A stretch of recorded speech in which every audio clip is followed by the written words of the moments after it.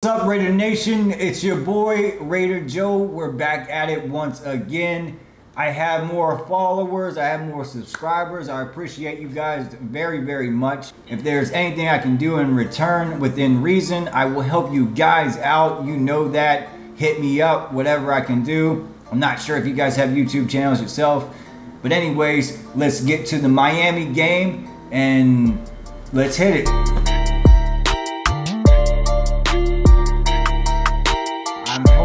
Stay on the gas here. Derek is a little bit beat up. That's understandable.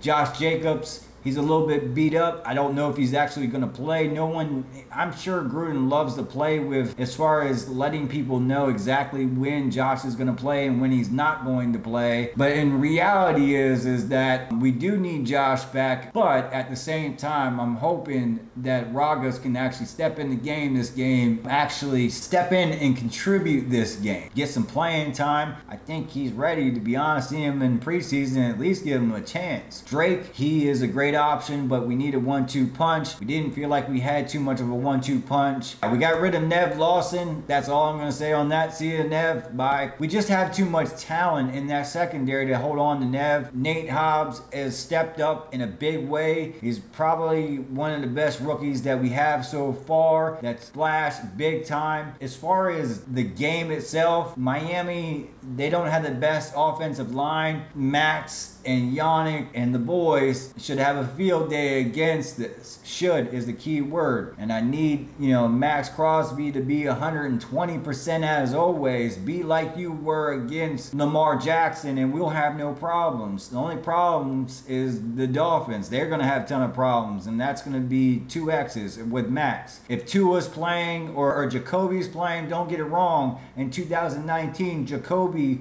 threw 3 touchdowns against us when he played against us. So he's no scrub. But then again, that was a terrible defense. Gus Bradley's done one hell of a job to turn things around and get things going. Now we got to keep it going, keep the momentum, have this swinging. I know it's a long season, but we got to keep on going. We got to keep on pushing. As far as the Dolphins defense is concerned, they're always going to be, fundamentally sound. They got Xavier Howard and they have Flores as their head coach. They're going to be fundamentally sound. They're going to be sending blitzes. But at the end of the day, I think the Raiders are too much. With Waller, with Renfro, with Ruggs, Edwards, I think we're just way too much. This is not biased. I think everyone will see that the Raiders will actually win this game. No significant news. We signed a tackle. We signed, I think, 2 tackles. Practice squad guys, no big ifs or woos or wahs, whatever. The other big news, and shout out to Corey Littleton. He restructured his deal once again, and that means this dude really wants to be on the team A. B, he wants to see this team win. And if this dude was selfish, he could have held on to his money, but I think he restructured 2 or 3 times, at least 2 times. So Corey Littleton, shout out to you. You're a hell of a team player, even though you've been going through a little bit of harsh times. Paul Gunther, which we all did, but now you're kind of reestablishing yourself as that coverage linebacker that we need you to be. But shout out to you restructuring your deal and trying to make this team a winner, because you see something in this team. We all see something. We just need to be something. My only problem is the offensive line. Obviously, we got a lot of injuries on the offensive line, and the last thing I want to see is Derek Carr get hurt against the Miami Dolphins. His leg, he's going to play, no doubt. He's going to play. We all know he's going to play. After last year with pulling his groin, it takes a man to get out there after pulling your groin, and you heard that last year. You heard him pull his groin. We saw it. We didn't think he was going to be back after Mariota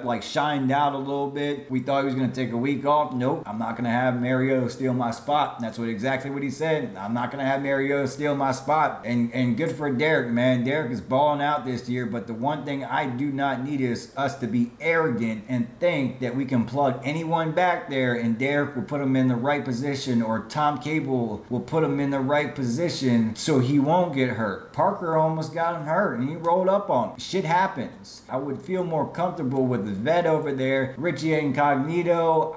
I think he's going to be out of this game as well. I think they just want to kind of get him 110%, so when he hits about 15, 14 games, because this is a long extended season, and have a 38-year-old and 39-year-old to get out there and not only play 17 games, but possibly more when you get into the playoffs. But being 38, 39 years old, you really technically don't want to do all that stuff.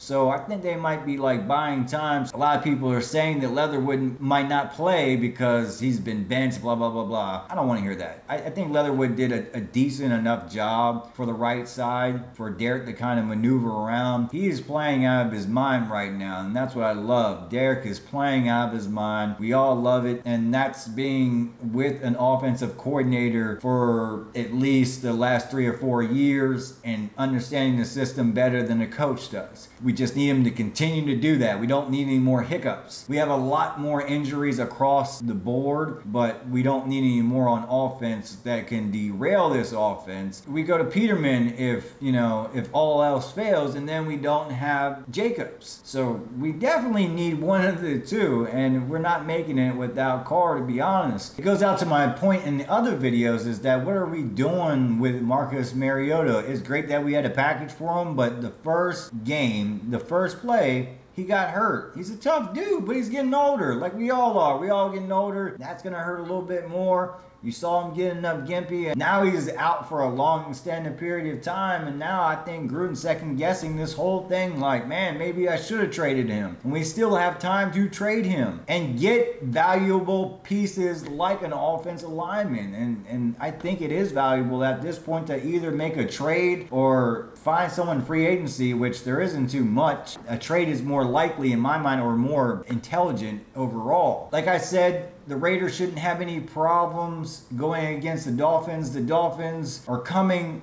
to our house, to our home. There shouldn't be no problems whatsoever with our crowd noise. The problem is that are we going to overlook the whole scenario? Treat it like a playoff game. Every game's a playoff game, and keep it rolling, keep it going. Derek Carr said today, don't give me the validation. I don't want the validation. I don't want you to tell me how good I am. I want you to tell me how bad I've been. Tell me how bad I've been. That's just gonna fire him up and keep him motivated and keep him going. Flames you, it keeps you going. Good for Derek Carr. Don't look for validation anymore, because the second you fail, the second you mess up, they're gonna throw you underneath the bus. I know someone will probably say, well, you said something about Derek. No, I said something like, hey, maybe we should build the whole team for the future. Right now, I don't see too much future in the quarterback position, because if you look at it, you see Derek Carr, Marcus Mariota, and then Nate Peterman, which none of them are young. None of them. They're all roughly about the same age. So you're not developing any player behind you. Like Josh Jacobs is young.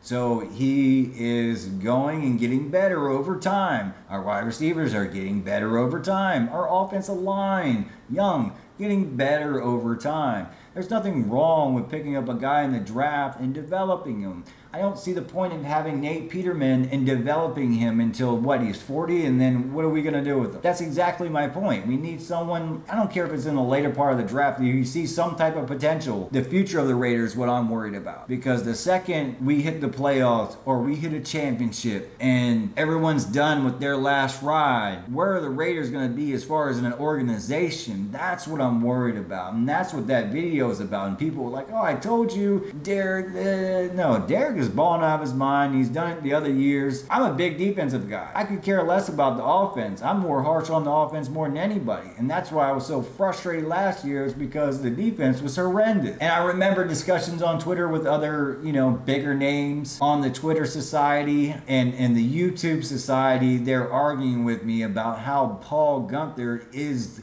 the answer. It's not the answer. He was just a beneficiary of Mike Zimmer. He looked good for Mike Zimmer. And the same thing went for Ken Norton. Ken Norton looked great. Ken Norton Jr., sorry. Ken Norton Jr. looked so great underneath the Pete Carroll. Because Pete Carroll was a defensive genius. That's why he looked so great. A lot of people were thinking the same thing when Gus Bradley came over, but he also put his stamp onto the Chargers. They're like, well, he had great players. Well, who do you think was putting his input in when we're drafting those players? So now look at our roster. Our roster is totally different of the players that we normally would have. And then we're getting rid of the people he doesn't want. It's very, very interesting to see his blueprint, and maybe in a year or so. That's why I want to keep on rolling. We're going to make the playoffs this year, no doubt about it. I went over the schedule a billion times, and I don't see how we don't make the playoffs. That's the biggest thing. I don't even see how we don't even make the playoffs. Miami is a big trap game overall. That's my biggest concern. And an injury trap game. Know when to pull the fuck out. That's exactly